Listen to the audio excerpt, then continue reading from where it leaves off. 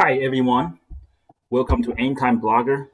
In today's video, we're going to talk about is COVID-19 the cause or is it just the trigger to the economic crisis that we're facing in our country right now? So here's a news article from the Sacramento local news, KCRA. This is a speech made by California Governor Gavin Newsom.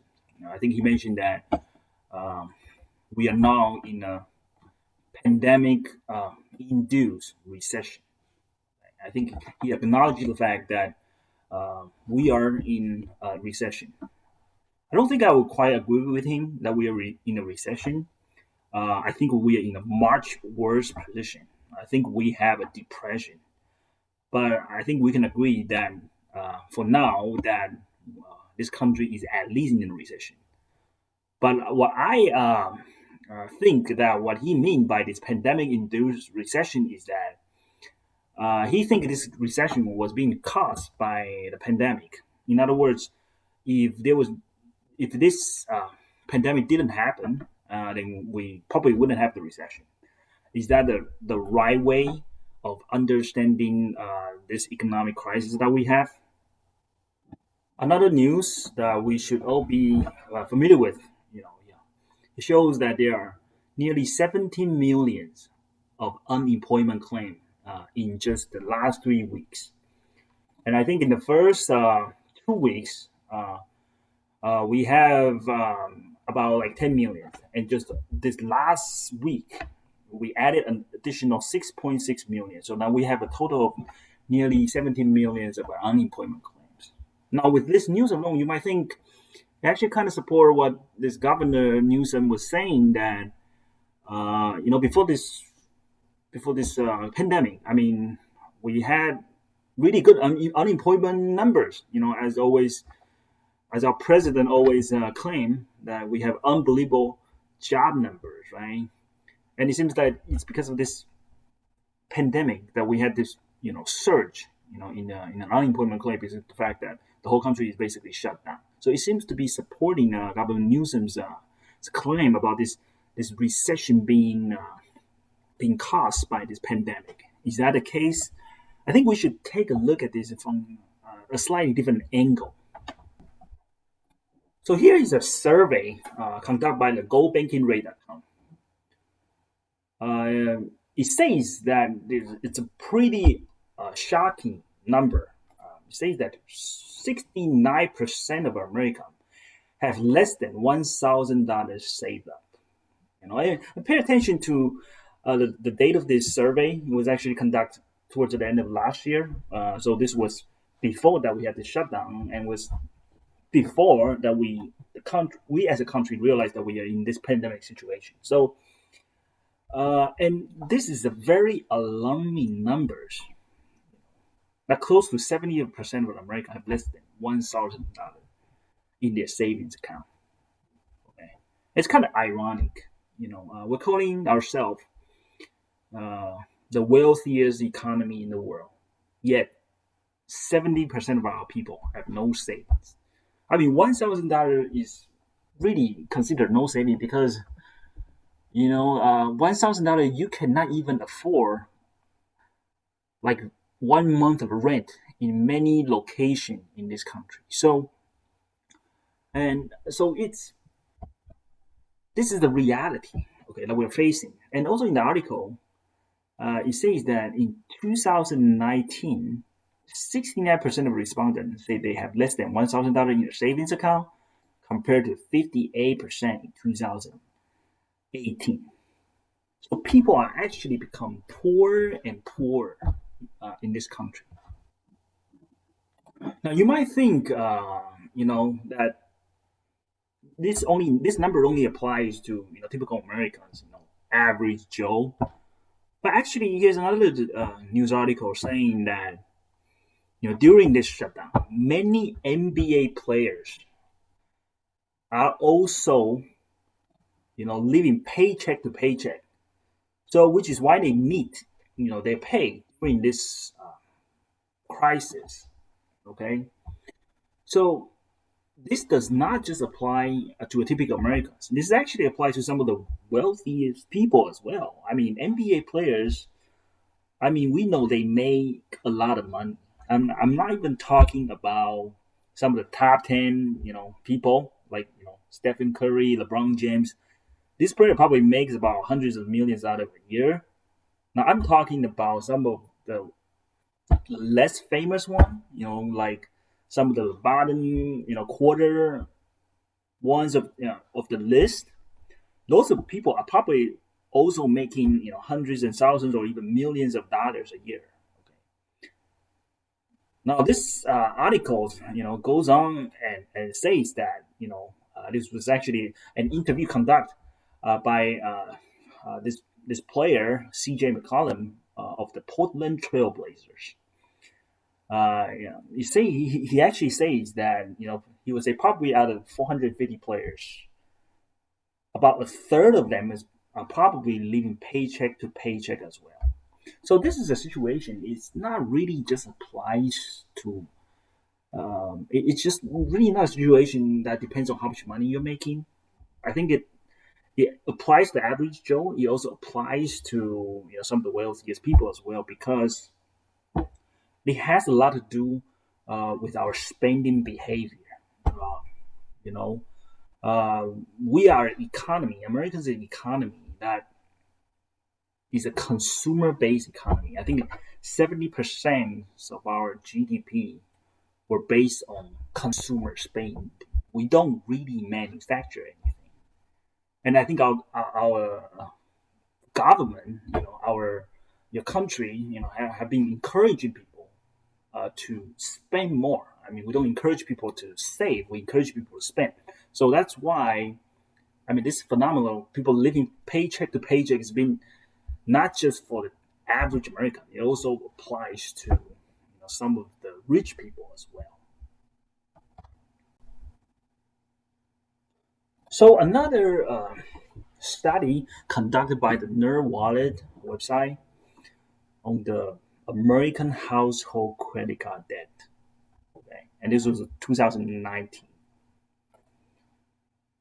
And we can see that these are some of the most common debt in a typical American household.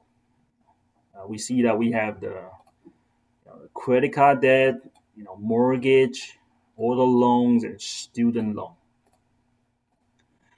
Now, as you can see here from the numbers to the right side of that, this number are actually much larger, compared to the balance of the savings account, which is just $1,000 for most Americans.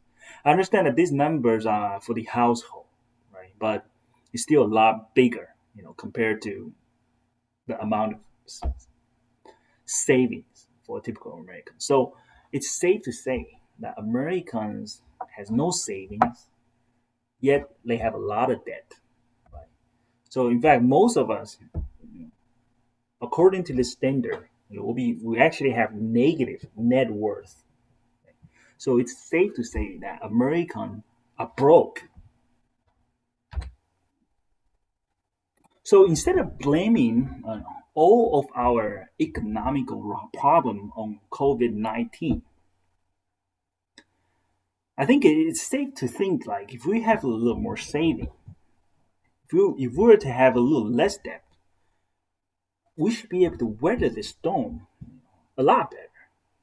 I mean, this pandemic has only been causing things to shut down for about 4 weeks now, right? If we were to just have a little more saving, a little less debt, this would be nothing but just a 4 week vacation for us that we get to spend with our family. I mean, we cannot go anywhere, but we get to be with our family. I mean, before this pandemic, we were working really hard. We always complain that we don't get to spend a lot of times with our family, right? I mean, right now we have this mandatory vacation that you get to be with your family. Yet, we can't really enjoy it because we have to worry about, how to pay our rent. When is our next paycheck? Where's our next paycheck? How am I going to continue with my business? Those type of things, right? So I think it's safe to say that this pandemic is really not the cause of the economic crisis that we are in right now. It's really just the trigger. So, what is really the cause of our current economic crisis right now? And in fact, this is actually the biggest crisis that we're facing, as a country, for a really long time. So, what is actually the cause of these problems? You should have figured this out by now, okay? And that is our debt problems, okay? The debt is actually the biggest problem of this country. We have all-time high national debt. It's been hitting 26 trillion now, I think. We have record high corporate debt. We have all-time high consumer debt.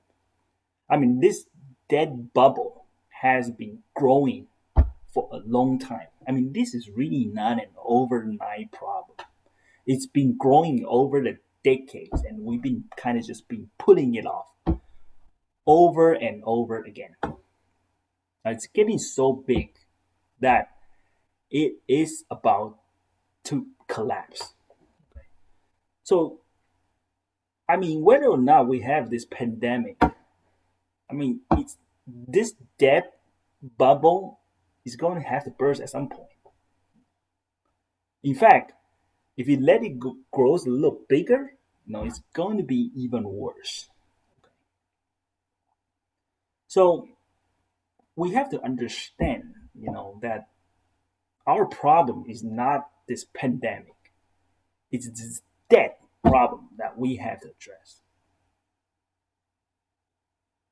Now, it's kind of interesting to understand it like this. Many decades ago, like I would say like 3-4 decades ago, in fact, a lot of Americans, like our grandparents, like they can probably afford a house, with just 1 year of their salary, and they probably don't even have to take a loan, at the time. You can have, a family of, a father and a mother and 4 children, and you only need to have, one person working in the family. You can have a pretty good life.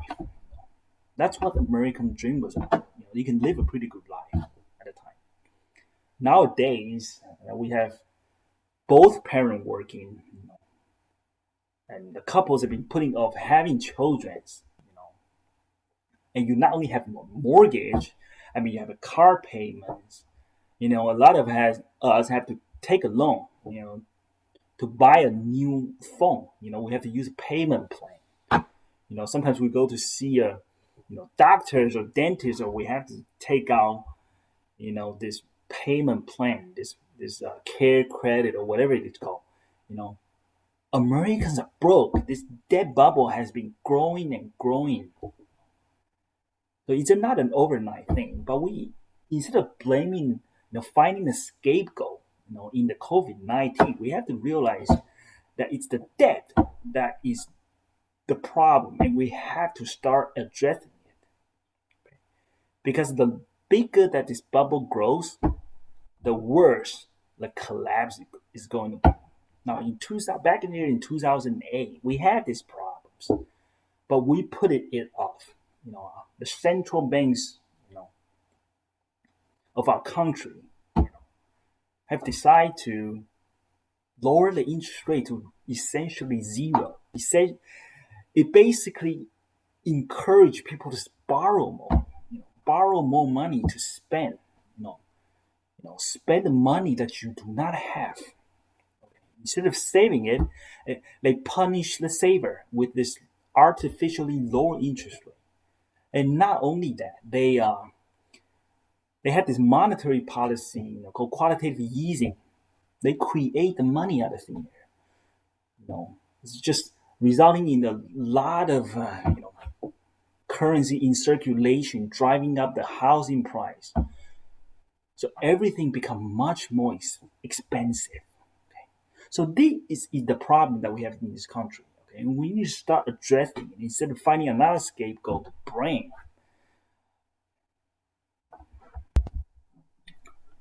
So some people might disagree with me, uh, and that's okay.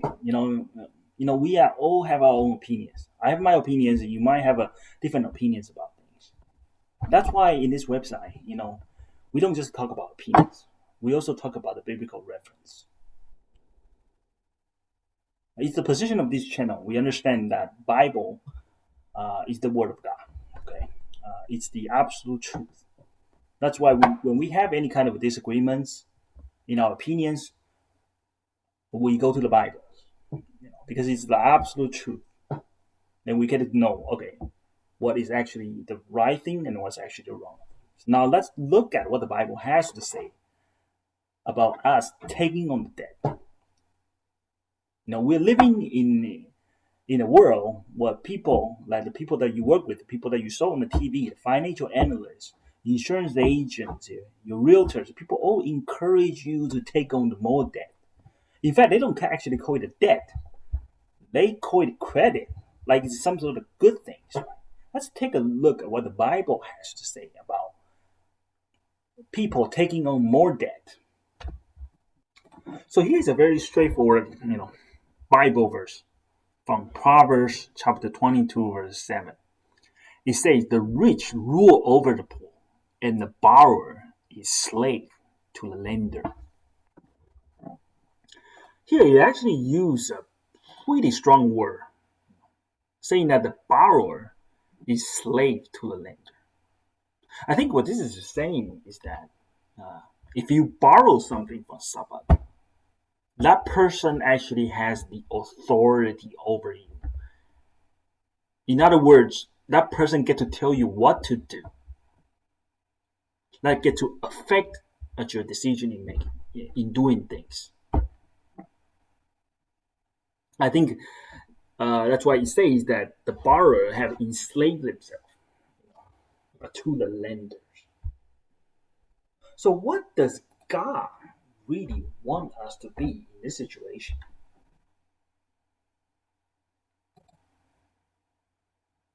I think it's very clear to us from a biblical standpoint that God wants us to be free. That's why in the Bibles, that God gave us many things.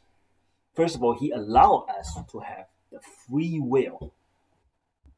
I mean, God did not just make a whole bunch of robots, for us to, that's being programmed to obey Him. He actually gave us free will. It's Almighty God. I mean, He is able to do anything He wants, right? He decided to give His creation free will to choose, so that we get to choose whether or not we want to follow Him. Okay, I guess He really values us. That even though He gives us the free will, we still decide to choose to follow Him. I guess that's really precious to Him. And not only that, He also gave us freedom. That's why you see, a lot of the Christian nations, they gave their citizens freedom of speech, freedoms of religion, freedoms of a lot of other things. And it cares about the human life. Also, our Almighty God gave us many blessings for free. He does not charge us. I mean, this global pandemic that we're facing right now, we see a lot of people get sick and they get sent to hospital. And some of them require the use of a ventilator, and some of them require the use of oxygen. And those oxygen that they provide you in the hospital, they are very costly. They charge you by the hours, by the minutes, and by the seconds that you use them. And you wouldn't believe how expensive they are. Our Almighty God gave us the air to breathe, and He did not charge a single cent from us. He gave this to us for free. God wants us to be free. He does not want us to be enslaved by this debt. He does not want others to have authority over us because he cares about free will. He wants us to have the freedoms. So some people may ask the questions, are all debt bad? Because they have heard people saying, mortgage, are considered good debt. Credit card, we know that those are bad debt because the high interest, right? And some people say, oh, mortgage is considered good debt because you get a mortgage and then your house price might actually go up over time. And then you have this extra, line of credit, this extra cash that you have, as part of your home. I think these are all very naive thinking, that you're thinking that your housing price can only go up. They can never come down. This is not the right way of thinking things. Things can always come down. Just as, if you're in a depression, kind of in a situation like we are right now, where people are losing their jobs, massive layoff, we're going to most certainly have housing price come down. Now, in that particular situation, you're taking out a loan and your housing price come down. You're in a lot of troubles. Okay, so that is why, the Bible is the Bible. Yes, all debts are bad. Okay? No debts are good. Okay, that's why we should all be trying to get out of debt. And some people might also say, "Oh, that's a little bit of a wishful thinking. How can we afford, a house if we don't take out a mortgage?" Right? And we have to understand, like I said before, this is really not an overnight problem. It's been a decade-long problem. It's been the problem for over decades. The central banks and our government have policies, that drives up the inflation of this, of the asset, that causing things to be a lot more expensive, that we cannot afford it. We have to go out and take on debts. But that does not mean the debts are good. They are bad for us. We have to start addressing the real crisis of this nation instead of finding a scapegoat to blame for it. And our biggest problem of this country is our debt problem. We should try to get out of the debt, cut our spending, help our family, our neighbors get out of debt. That's all for the day. If you like this video, please give us a thumb up, share it with your friends, or subscribe to our channel. Thank you for watching. God bless you.